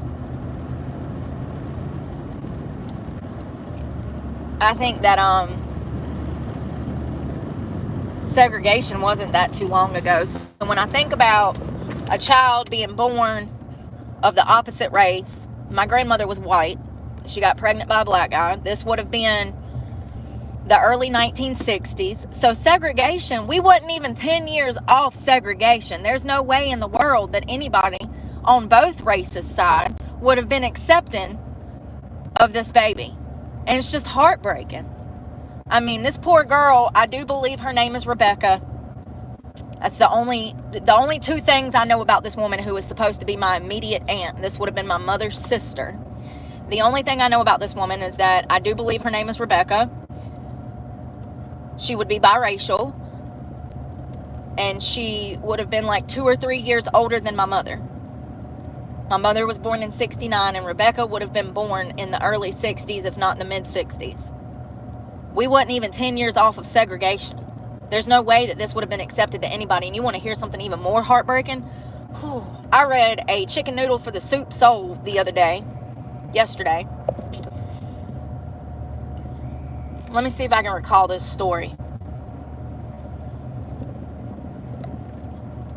There was a man that got a white woman pregnant back in the 60s. This woman had 2 little boys. And her family and the black guy's family sent this girl to a wayward home for girls. You know, it was like one of them unmarried women homes. You know, they'd send them away. You know, this man, he ended up getting married. He ended up having more children of his own race, black. And his whole life, he searched for them boys. He searched for them 2 boys. And, you know, I think that's sad. I think that's the sad part of the story, is that he lost contact with his sons, and this family was broken apart because of the time, you know, what time it was. But also, my mind immediately went to, oh my God, these people were in love. This white girl and this black guy. That's the most devastating thing for me. Like, imagine finding the love of your life and society saying, no, you can't be with that person. It's not socially acceptable. Will be outcasted if you get with a black man. It's so evil. And that woman, I don't think he ever found her. I don't know if he ever found his sons. The book, you know, was written 20 years ago, okay? So, there was no resolution to the story. And my immediate thought was, these people were in love. And they could never be with the person that they wanted to be with because they, you know, because of society. That's exactly what it is. It's society. Because God makes it very clear that we are to love each other despite race, color, all of that, you know. So it's just heartbreaking. And I can only imagine that, you know, my grandmother did tell me that she had this baby before she died. She told me that she knew the man and that it was a consensual relationship. You know, I guess my grandmother experienced the same kind of life as this other man who never found his children. And she never saw her children before she passed away. She never got to find her son or her daughter. And by the time my grandmother passed away, her only daughter had passed away, which was my mother. So it's just really sad. And I wonder if my grandmother loved this man. From what she expressed to me before she died, she had a romantic interest in him. I mean, obviously, which is why she's over here sleeping with him. But it would have been extremely frowned upon. And it's one of those things where your family might very well disown you, which is really sad to think about. In my opinion, people can't help who they love. And even though I don't believe in gay marriage, I have a gay sibling, and I want him to be happy. And if that's what makes him happy, that's his choice. That is his choice. I try to,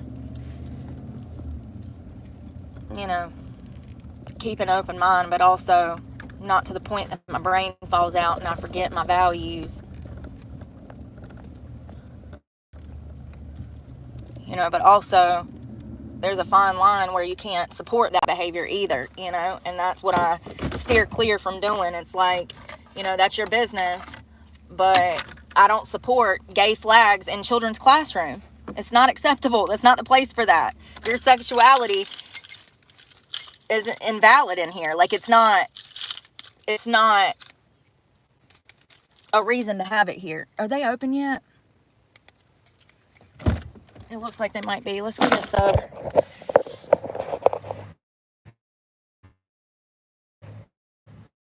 Hey, y'all.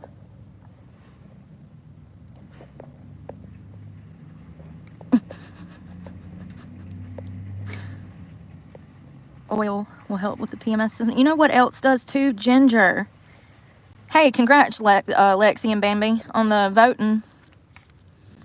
Yeah, it does, Anthony. It really does. Yeah, it really does. People. Good morning, Michael. People are, I don't know. I told y'all my daddy was like that. My daddy, Lord have mercy. He used to put the fear on me. He's like, you ever bring a black guy home, I'll kill you. If it were not for the fact that I went to a high school and got out of that environment, there's no telling who I would be. But it was because I went to a primarily African-American high school that I feel the way I do about things and people, It impacted me. And I'm grateful for that experience, because I might be like my daddy. How evil would that be? Y'all, my face, I'm looking rough. Good morning. Yay, we got banana peppers. And olives. Oh, I'm going to eat good, y'all. They got all the vegetables today. I've been kind of wanting some banana peppers.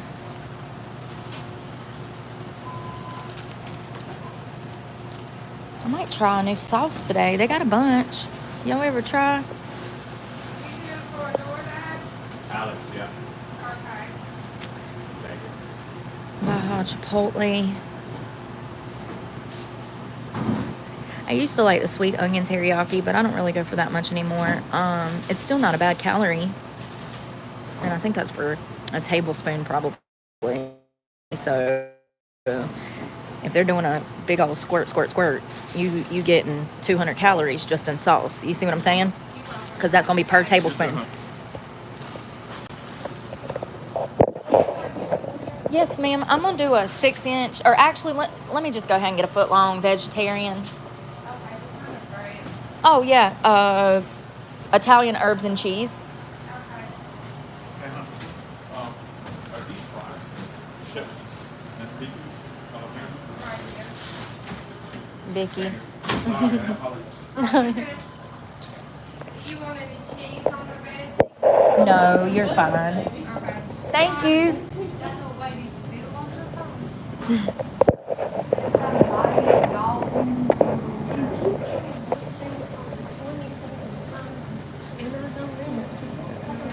Leave me alone, don't you understand? Yeah, for real.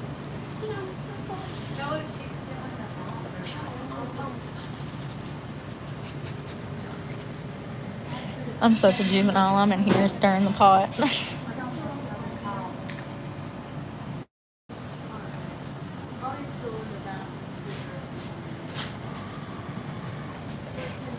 Lots of spinach, please.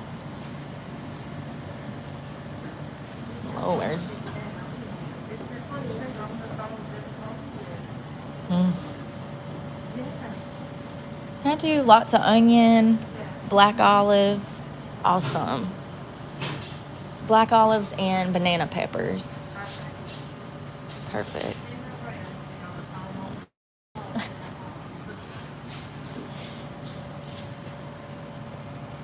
Little old people sometimes have more patience.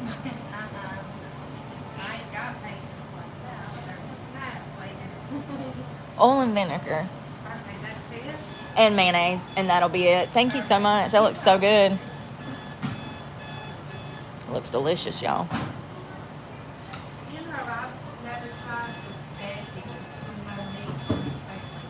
It's all right. I'm kind of scared of meat right now because everybody got sick from listeria. So I've just been sticking with the vegetables. You know what? They're actually better for you too than all that meat and everything. Sometimes I do like y'all's classic Italian though. I think that's what it is. My card thing, y'all. On my card. Yeah, I just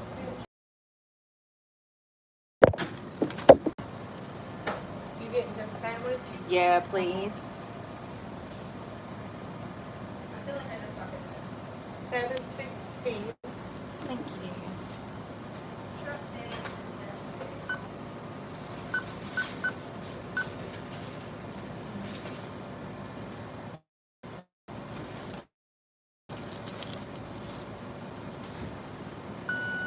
You like a receipt? No, you're fine. Thank y'all. You welcome. Have a good day. Yeah, you too. All right. We got lunch and dinner at least. Well, breakfast. I'm about to smash half of this. Did she say something about the Trump inauguration or was I tripping? Did she say, oh, y'all, I think I'm hearing things. But also, they were in there talking about some little old lady being on the phone. She'd been on the phone for like an hour waiting on one of the managers or something. That old lady said, the manager, she wasn't old. She was like, probably like my age. She's like, what? She's like, people be calling and calling and calling. She's like, what part of I'm not talking right now do they not understand? I'm like, yeah, I know. That's what I said. Okay. Let's try it because I'm starving. I woke up hungry at like 4:30 this morning. And why was this only $7.16? Remember the other day we came here and it was like $9? What? Let me find out that different employees give me different prices. Like, I'm only coming on the cheap days when the good employees are working. You know what I mean? And remember, that was half a sub. She actually owed me money, but I never took it back because, listen, I wasn't driving all the way back over here, and I couldn't think, okay? Sometimes you don't want to be a Karen. I just didn't want to go in there and talk to the manager, okay? I didn't want to go talk to the manager. First of all, this looks really good. What'd I drop? A piece of bread. It's messy. Oh my God.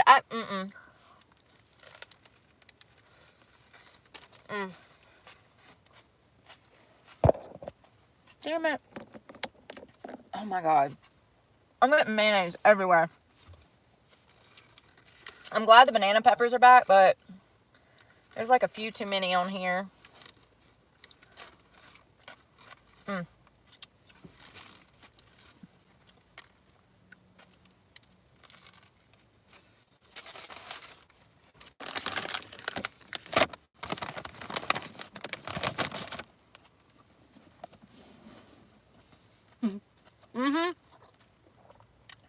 Absolutely a sample. Ooh. It's really good.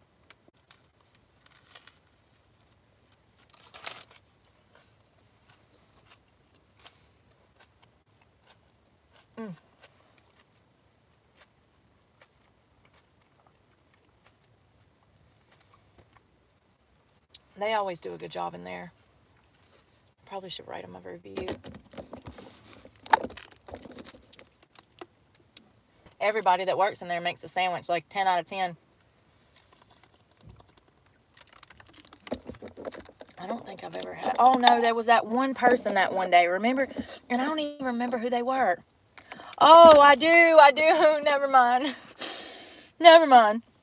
I had one bad experience, and it wasn't a bad experience. It's just that she overcharged me, and she was rude. But, you know, listen, there's like 10 other employees that work there, so if 10 out of 11 are good, I'm good with that. You know what I mean? I'm grateful. If I roll up and see her in there, I just ain't gonna go. You know what I mean? Avoid a problem.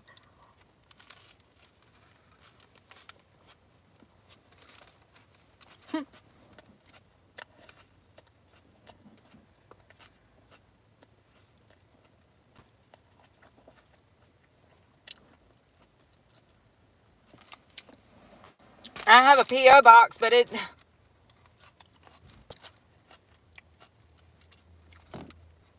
gonna have to change it.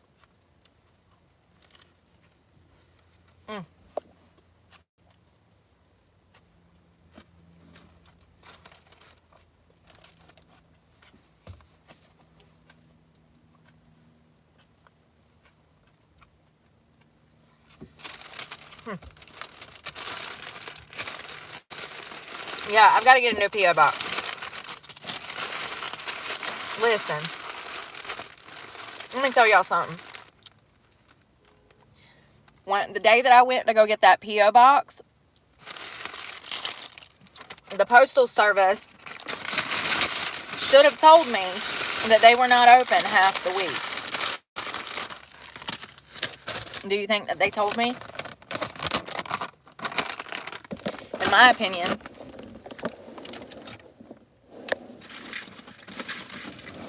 it kind of makes them kind of, I don't want to say a scam artist, but that information is imperative.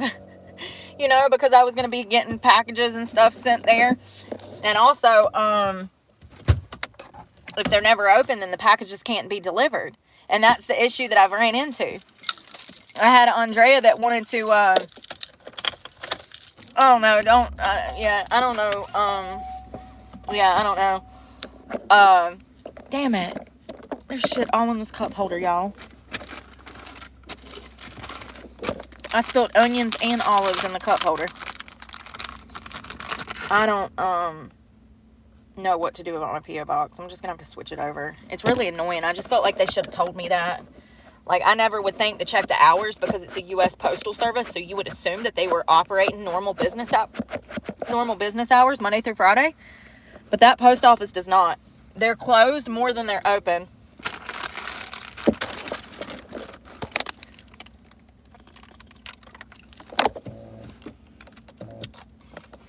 Well, I'm gonna run, y'all. I'm glad that I can go shower. I'm probably going to be late watching the inauguration because I've got a 30-minute hour drive and then hour drive back, but I've got to shower. I feel disgusting. I had to come out this morning and get some breakfast and drop that stuff off at Goodwill so that I can get my ducks in a row. I got so much to do this week. I'm so stressed out. I guess I'll see how I feel tomorrow. You know what I mean? Like, I guess I don't need to, like, I need to, like, refrain from stressing today. Yeah, well, I'll probably watch it on my own then, because I want to watch it. I want to see what's going on. It's going to be fun. I'm excited that he's getting sworn in. I'm grateful that people kind of, people are waking up and coming back down to reality. But I hope y'all have a good morning, and we'll talk later sometime. Y'all be safe out there and pray for me, because God knows I need it. And I'm praying for you guys. Bye, y'all.